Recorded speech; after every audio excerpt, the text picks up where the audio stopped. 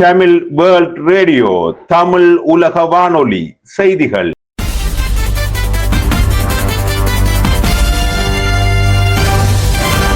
தலைப்புச் செய்திகள். தமிழக வானொலியின் மதிய நேர பிரதான செய்திகளோடு நான் டி.கே. ரஜினி. செம்மணியில் சிறுவர்கள் அடங்கலாக 6 எண்புக்கூடுகள் நேற்று மீட்பு.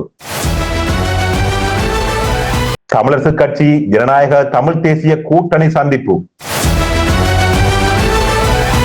ஈரானிய துறைமுகங்கள் மீதான முற்றுகையை தீவிரப்படுத்துவதாக அமெரிக்கா அறிவிப்பு. உலக கிண்ண 3ஆம் இடத்தை வென்றது இங்கிலாந்து.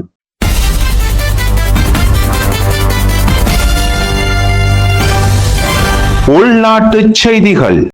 யாழ் செம்மணி சிந்துபாத்தி மனித புதகுழி 3ஆம் கட்டத்தின் 36ஆம் நாள் அகழ்வு பணிகள் நேற்றைய தினம் இடம்பெற்றன. செம்மணி மனித புதகுழியில் 3ஆம் கட்ட அகழ்வு பணிகளை 56 நாட்கள் முன்னெடுக்க நீதிமன்றம் அனுமதி வழங்கியிருந்தது.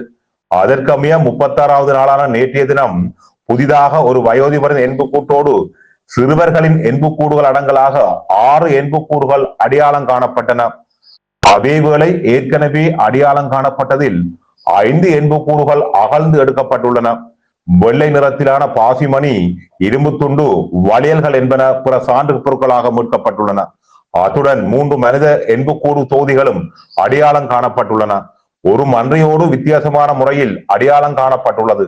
அதனை சுத்தம் செய்யும் பணிகள் முன்னெடுக்கப்பட்டு வருகிறது. அதன் அடிப்படையில் செம்மணி மனித புதகுழியில் 1ஆம் 2ஆம் 3ஆம் கட்டம் என இதுவரையில் 90 நாட்கள் அகழ்வு பணிகள் முன்னெடுக்கப்பட்ட நிலையில் 437 எண்புக்கூடுகள் அடையாளம் காணப்பட்டுள்ளன. அவற்றில் 428 எண்புக்கூடுகள் முற்றாக அகழ்ந்தெடுக்கப்பட்டுள்ளமை குறிப்பிடத்தக்கது. இலங்கை தமிழரசு கட்சி மற்றும் ஜனநாயக தமிழ் தேசிய கூட்டணி ஆகியவற்றின் தலைவர்கள் யாழ்ப்பாணம் நல்லூரில் நேற்று சந்தித்து கலந்துரையாடினர். இலங்கை தமிழரசு கட்சியின் தலைவர் சி.வி.கே. சிவஞானத்தின் இல்லத்தில் குறித்த சந்திப்பு இடம்பெற்றது.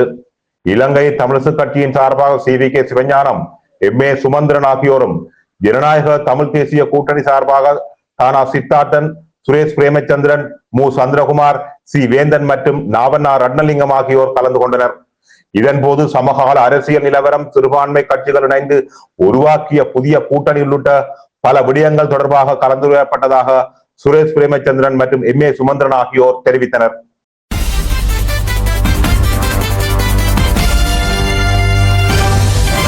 வெளிநாட்டு செய்திகள். ஈரானிய துறைமுகங்கள் மீதான தமது கடற்படை முற்றுகையை தொடர்ந்து மிக கடுமையாக அமல்படுத்த போவதாக அமெரிக்க மத்திய கட்டளை தலைமையகம் அறிவித்துள்ளது. கடந்த ஜூலை மாதம் 14ஆம் தேதி முதல் மீண்டும் தொடங்கப்பட்ட இந்த முற்றுகை நடவடிக்கை அமெரிக்க படைகள் தொடர்ச்சியாக முன்னெடுத்து வருகின்றன.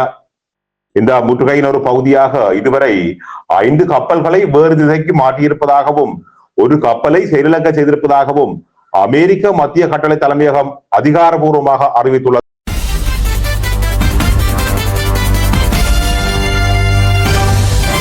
விளையாட்டு செய்திகள்.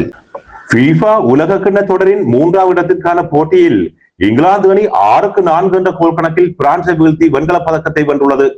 இந்த போட்டி அமெரிக்காவின் மியாமி நகரில் அமைந்துள்ள ஹார்ட் ராக் ஸ்டேடியத்தில் இலங்கை நேரப்படி இன்று அதிகாலை 2:30 மணியளவில் இடம்பெற்றது. இங்கிலாந்து வீரர் புகாயோ சாகா ஹாட்ரிக் கோல்கள் அடித்து வெற்றி நாயகனாக திகழ்கிறார்.